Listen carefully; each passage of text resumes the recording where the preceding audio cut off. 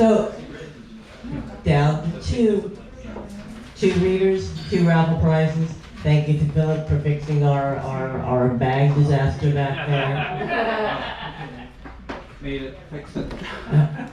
Next up is Sue Burke. Ooh, hey. Sue is a science fiction writer, a journalist, and translator who has also lived in Milwaukee, Austin, and Madrid. Her most popular book is Symbiosis, which is about talking plants. It's the first of a trilogy published by Tor Books that include interference and usurpation. Hard to say at this point. You can find her fiction and the fiction she has translated in a variety of mass market anthologies. I was very pleased to publish a charming sonnet by her in the Ludlow Charlington's Doghouse anthology. Please welcome Sue Burke.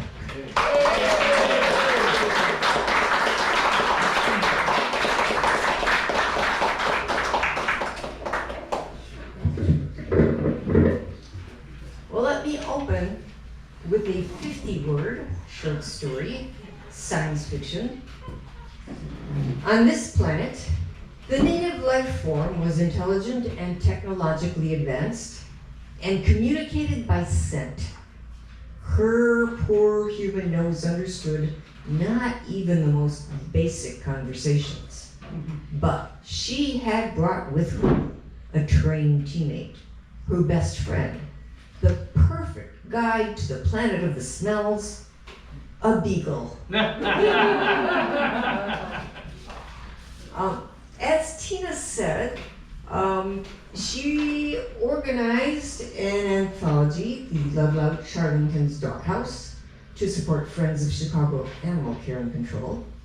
And I wrote a sonnet for that because to participate in this anthology, there were pictures of dogs in costumes that you had to write about. And I wrote about a dog that was dressed like Queen Elizabeth.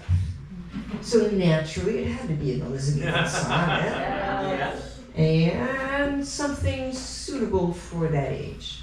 So here we have the sonnet for dog number 6. When a crown weighs heavy, when a kingdom stands wide and windy, when the next message may bring doom, a castle feels less a home and more a trap, entered by a drawbridge. When loyalty wears threadbare, when a heart wants courage, the dearest duty falls upon 4 paws. The keenest ears peaked, the kindest eyes dark. The strongest legs those that seek, find, and pause in a hall before a throne, there to stay as indefatigable companion. A nose that nudges, a head that lays on a lap. The king is never alone. When trust yields sorrow and esteem disgrace, a dog seeks out the hands that need its faith.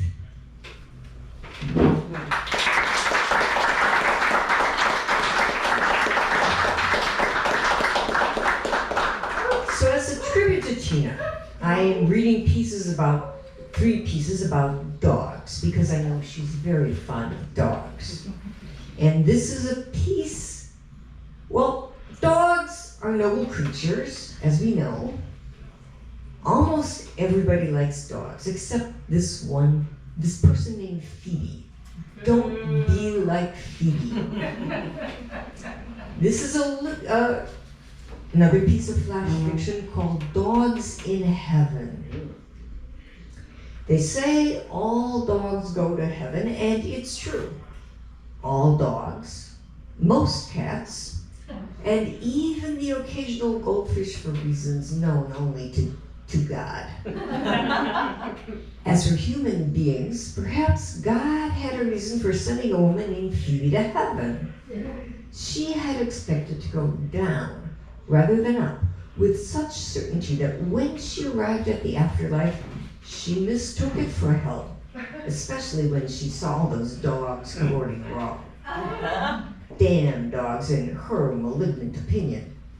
And surprisingly, The clouds of brimstone smelled pleasant, a bit like incense.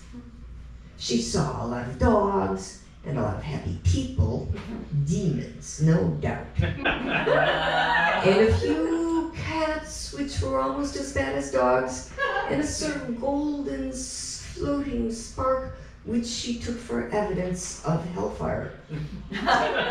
Since she had nothing to hope for, she leaned against a bank of clouds, weeping and waiting for a demon to approach and torment her. Instead, a dog sat down in front of her, and it asked, "Why?" Talking dogs? Well, given the locale, anything could be possible, and a misstep might bring special punishment. So, despite her undeserved antipathy toward all things canine, she answered, "Well, why shouldn't I be sad? I'm here." Why? She had never thought dogs were smart on Earth, erroneously. So she thought perhaps they were dumb as rocks in the afterlife too. And she said, as a test, "I committed a traffic infraction with horrible consequences." Traffic? You played in traffic? Bad human, bad. She believed she could never explain traffic regulations to an animal that understood the world by means of smelling butts. She said anyway, "I was parking illegally in a handicapped spot when I was hit by a truck." "Did you have your head out the window?" Bad human, bad. Phoebe felt both deeper despair and supreme vindication. Dogs, she concluded, were in fact idiots, but they also seemed judgmental, and they might be prone to punishment. Out of nowhere, a ball appeared at the dog's feet. "We play here. I can play fetch with you. We can have fun." Then she understood. The dog was a demon. All those dogs were hellish demons, as she had always suspected, and her torment would be to play fetch for eternity. They say we make our own heaven or hell on earth, and it's true. We can even make hell out of heaven and suffer endless, needless torment merely because it meets our expectations. This is the difference between human beings and all dogs, most cats, and the occasional goldfish. By the way, the dog thought Phoebe was great, and it played blissfully for eternity.